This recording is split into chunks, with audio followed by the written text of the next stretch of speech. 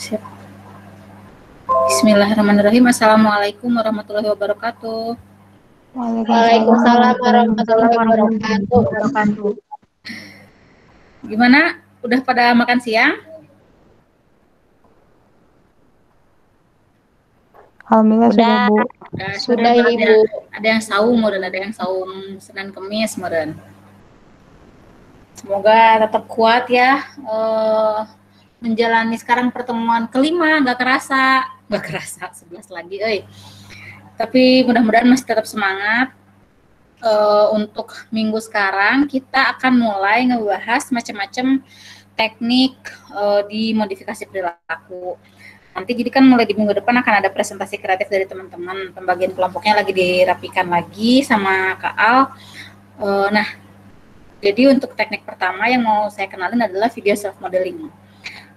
Kenapa mau mengenalin soal video self modeling? Karena teknik ini yang saya pakai di tesis saya pertama, kemudian yang kedua ini merupakan salah satu teknik yang sebenarnya dasar. Kalau modelingnya itu kan sebenarnya udah ada dari dulu ya, semenjak yang disampaikan oleh Bandura, tapi kemudian dikembangkan oleh supervisor saya, Profesor Peter Daurik, yang nge-expand jadi pakai video dan self, modelnya self gitu ya, dan metodenya dengan video. Beliau ini ceritanya sebenarnya passionnya tuh dibikin film gitu, di perfilman, cuma mungkin belum dapat kesempatan di dunia perfilman, akhirnya malah menyalurkan hobi film itu ke terapi psikologis gitu, ke intervensi psikologis.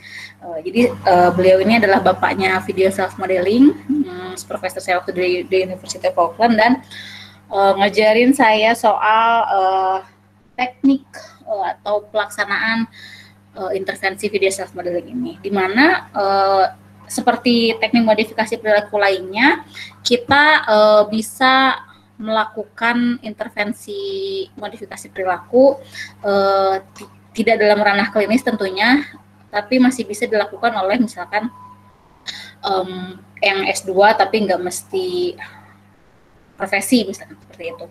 Kalaupun mau profesi berarti judulnya nanti yang kemarin diceritain di minggu ketiga soal peluang karir sebagai behavior analyst. Jadi yang 2 tahunnya riset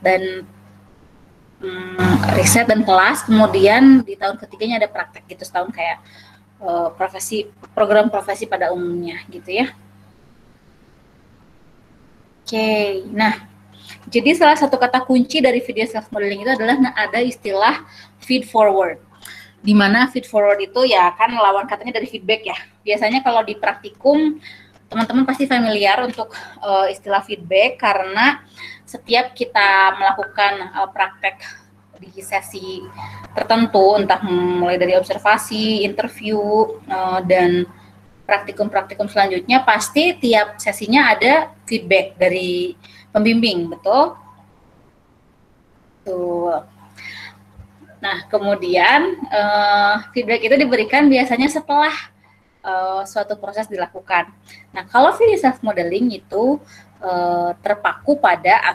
terfokus pada feed forward, di mana feed forward itu merupakan gambaran diri yang sukses di masa yang akan datang. Jadi sesuatu yang ingin dilakukan tapi belum dilakukan gitu. Kalau feedback mah karena udah dilakukan terus jadi bentuknya evaluasi. Nah, kalau feed forward mah kita mengevaluasi sebelum ngelakuin hal itu. Kayak gimana nanti lebih kebayangnya kalau kita bahas lebih lanjut. Oke. Nah, metodenya itu sendiri dikasih nama video self modeling. Sebenarnya asal katanya itu adalah modelingnya itu sendiri, di mana modeling seperti teori belajar, mulai dari meniru, melihat sosok model yang bisa kita contohkan, entah perilakunya, entah sikapnya, ataupun segala hal yang terkait dengan model tersebut yang bisa kita tiru.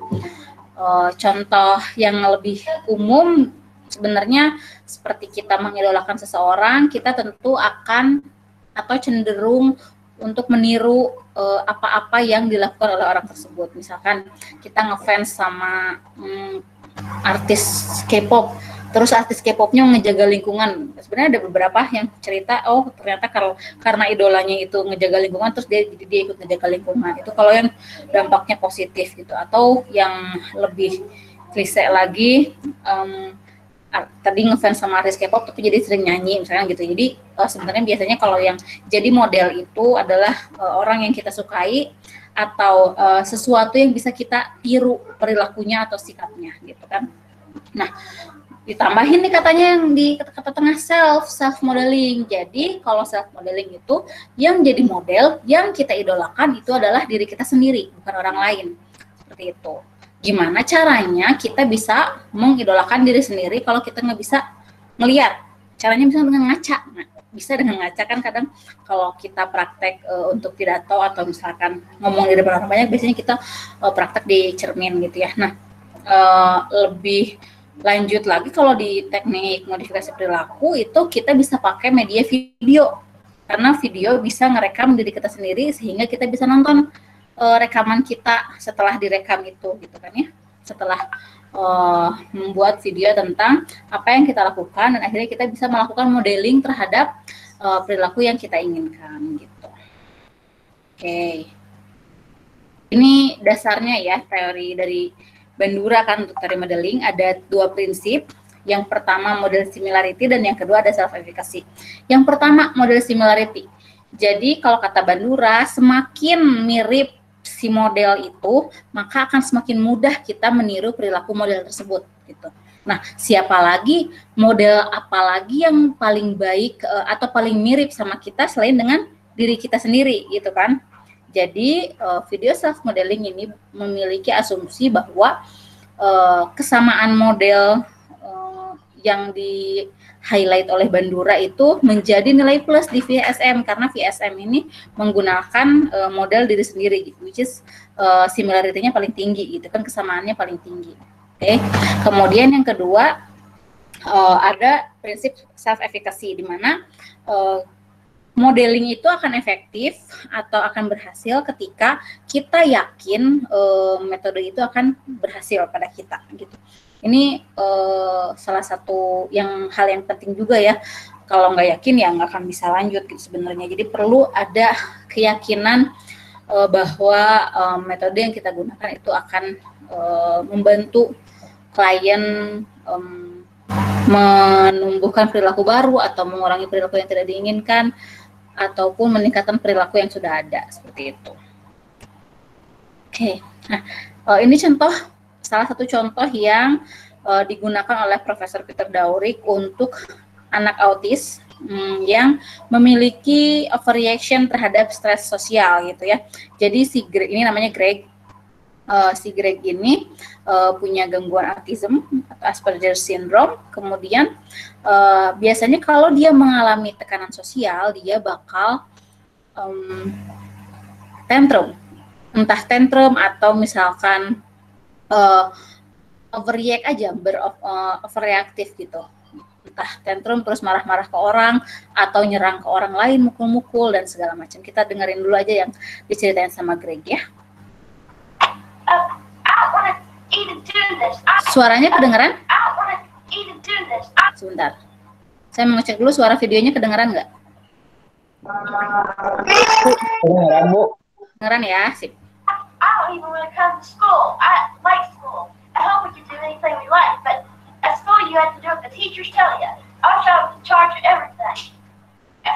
I just don't like this school. I'm leaving. Goodbye. Well, you can't do that, Greg. You have to stay here and finish your work. Now do what you have usually do. Well, I'm leaving. Well, then I'm just leaving the classroom. Goodbye. I turn off the light and close the door. Is there anything else? Is there anything else that you do sometimes that have done in the past? Right. What do you do then?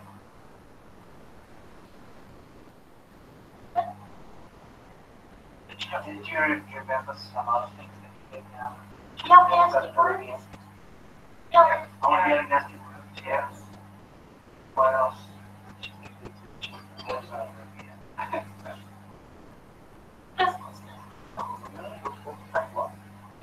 Oh, okay. Anything else?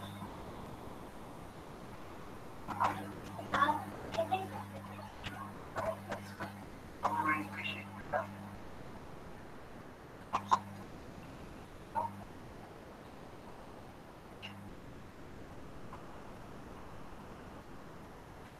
ini baru di tahap awal untuk nge-assess sejauh mana masalah perilaku yang dihadapi oleh Greg gitu ketika ngadapin social stress gitu. Tadi kalau teman-teman dengerin, dia itu kalau misalkan entah digeledekin sama temen atau misalkan dibanding-bandingin sama gurunya, dia akan bisa jadi kesal terus langsung ninggalin ruangan kelas, atau bisa jadi mukul atau nendang si temennya gitu kan.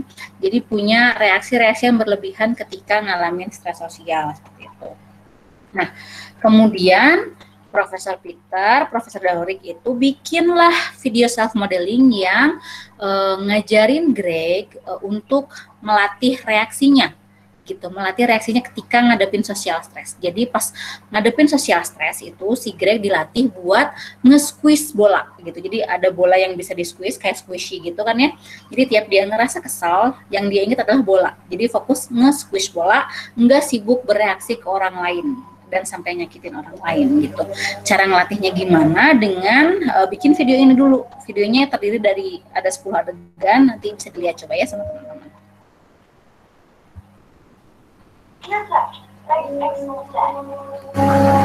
Sebentar.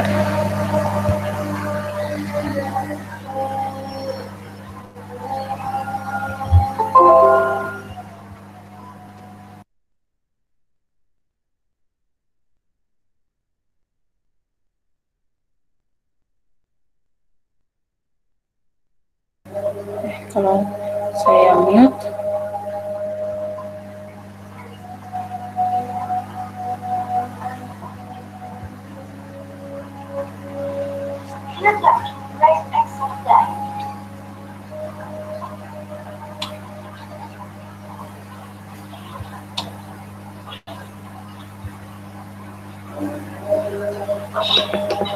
Just try.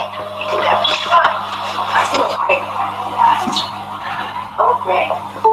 This would be right if you put that up there. But you're going to have to erase that. Okay? Okay.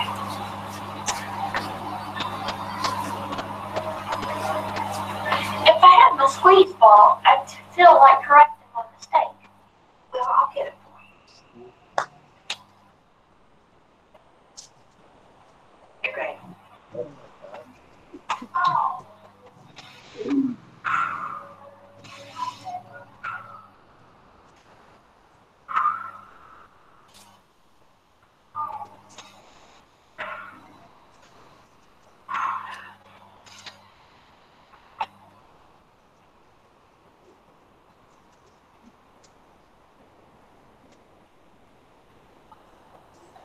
That's good. You did a good job. You did an excellent job of correcting Greg.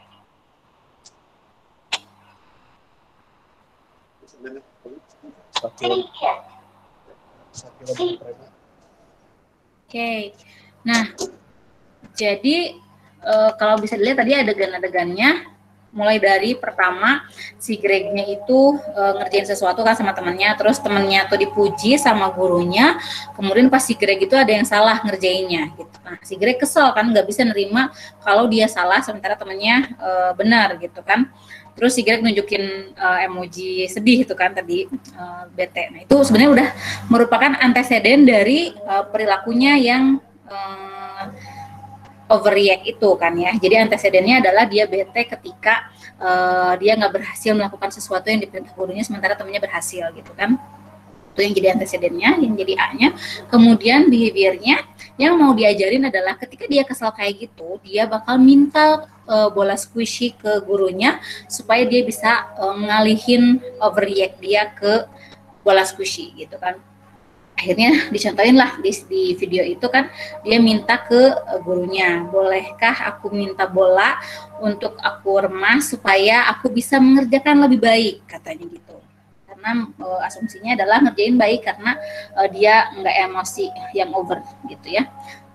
Terus dikasih sama gurunya dan akhirnya dia menyalurkannya dengan meremas bolanya. Tadi lihat yang narik nafas, terus buang nafas gitu sambil ngeremas bola. Dan setelah itu dia stabil dan tidak overreact ke yang lain, nggak nyakitin orang lain, nggak ninggalin kelas, tapi dia mulai ngerjain lagi karena dia udah nggak emosi lagi. udah ngerjain dan ternyata benar, dipuji sama gurunya dan akhirnya dia senyum, dia udah senang gitu kan ya, dia berhasil ngatur reaksi emosinya ketika ngalamin social stress. Di end deh gitu. Itu salah satu contoh video self modeling yang dibuat atau VSM gitu bisa disingkatnya ya. Nah, si VSM ini biasanya dipertontonkan ke subjek atau ke kliennya itu biasanya kadang selama seminggu. Jadi tiap hari mereka disuruh nonton video ini dan asumsinya setelah menonton ini dia akan mempelajari perilaku itu dan akhirnya melakukan perilaku yang diinginkan, yang ditargetkan gitu. Di sini targetnya kan nge-squeeze bola ketika stres gitu ya. Oke. Nah, itu jadi VSM itu sebenarnya sebelumnya kebanyakan dipakai di anak-anak berkebutuhan khusus gitu kan ya, tentunya, tapi yang punya konsentrasi untuk bisa lihat video gitu ya. Kalau misalkan yang nggak bisa nonton video agak susah juga gitu. Nah, di tesis saya waktu studi S2 itu fokusnya untuk mengaplikasikan VSM justru ke orang normal, maksudnya bukan orang normal di sini adalah ke mahasiswa yang harapannya rendah. Kalau saya fokusnya ke situ dengan tujuannya macam-macam. Jadi partisipannya ada 5 mahasiswa dengan harapan rendah. Ada 1 orang yang targetnya itu ingin menambah halaman baca buku, jadi pengen baca buku rutin gitu tiap hari. Kemudian 2 orangnya pengen exercise, sit up, push up yang kayak gitu-gitu, dan 2 orangnya lagi pengen ningkatin social skills kayak gitu ya.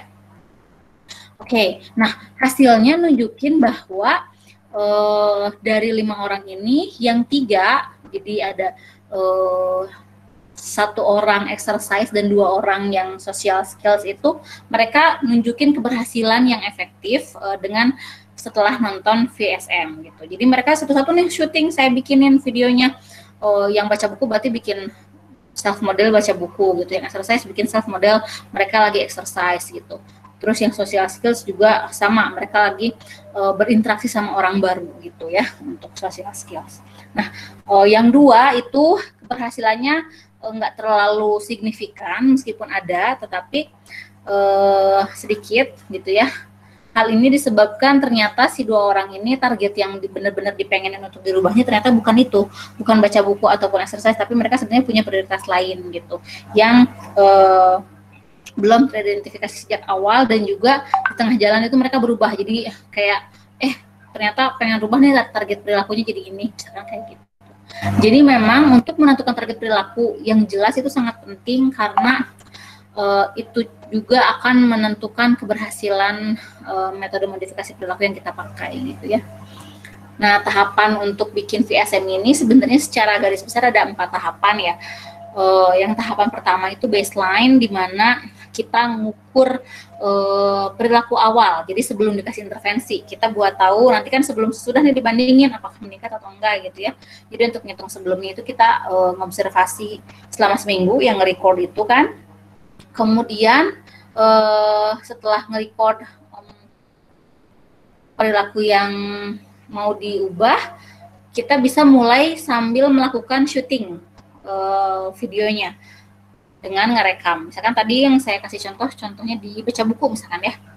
Yang baca buku itu jadi syutingnya dia ngebaca buku di tempat-tempat favorit dia, misalkan seperti di taman atau misalkan di perpus, di beberapa tempat, dan dia tampak membuka buku, membuka halaman dengan ekspresi wajahnya lagi fokus ngebaca gitu kan, halaman demi halaman gitu. Kalau untuk exercise sebenarnya lebih simpel lagi, mereka cuma kayak pemanasan, kemudian sit up berapa kali gitu ya. Misalkan dia targetnya sit up-nya itu 15 kali sehari gitu. Nah, jadi sebenarnya kalau bikin video cukup aja cuma 5 kali, jadi 1, 2, skip langsung jojol 15 kan bisa aja kayak gitu sebenarnya. Jadi udah syuting, udah direkam, kemudian diedit sebagaimana kita bikin video gitu ya. Nggak lebih dari 5 menit. Jadi makin singkat sebenarnya makin bagus karena biar nggak ngebosenin klien juga gitu kan ya. Nah, setelah videonya jadi, setelah diedit, baru kita kasih video itu ke klien. Disuruh nonton lah kliennya itu, biasanya selama 1 minggu juga. Jadi tiap hari disuruh nonton. Kalau kita secara online sebenarnya, saya juga kemarin waktu itu sebenarnya, bukan kemarin waktu itu, minta mereka untuk nonton videonya itu kan di rumah, nggak terkontrol sama kita, cuma diingetin apakah udah nonton atau belum gitu. Memang ini beresiko. Salah satu untuk mengurangi resiko ngebohongnya adalah dengan kita ngecek ke temannya atau ke keluarga terdekatnya apakah benar dia nonton atau enggak gitu ya. Nah, udah nonton selama seminggu, kemudian kita cek setelahnya apakah setelah nonton itu ada perubahan perilaku yang tampak gitu. Apakah dia jadi melakukan sit up atau dia jadi baca buku gitu kan, atau dia jadi bisa nambah teman baru kalau di social skills kayak gitu. Dan akhirnya kita lihat di tahap follow up apakah memang VSM ini bisa berdampak sama klien gitu ya. Ini tadi hasilnya yang saya ceritain ya, 3 berhasil 2 kurang berhasil saya sebutin tadi. Oke. Nah, jadi kalau bisa disimpulin sebenarnya kelebihan dari VSM ini singkat dan praktis. Jadi cuma ya kita memang bikin videonya agak PR ya, tapi ketika ngasih intervensi ke klien nggak kayak kalau yang udah pernah ngambil intervensi kemarin waktu bahas psikodinamik yang sampai tahunan gitu kan ya.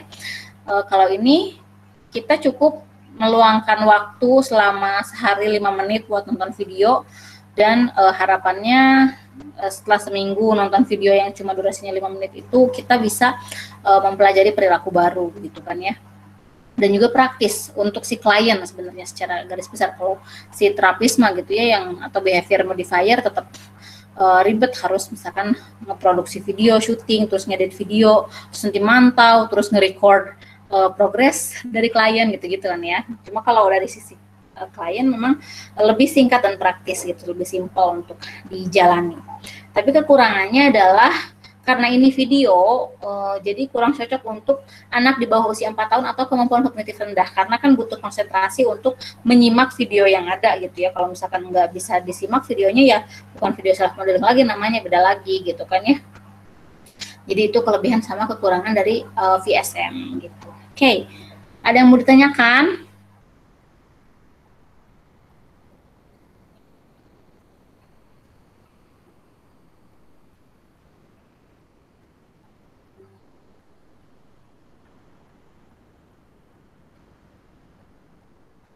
Tidak ada. Jika tidak ada, kita lanjut diskusi di WhatsApp sama LMS ya. Sambil sholat asar dulu. Nanti habis sholat asar baru lanjut lagi, oke? Baik, Bu. Ya. Terima kasih, Bu. Iya, makasih juga semuanya. Assalamualaikum warahmatullahi wabarakatuh. Waalaikumsalam. Waalaikumsalam warahmatullahi Terima kasih, Bu.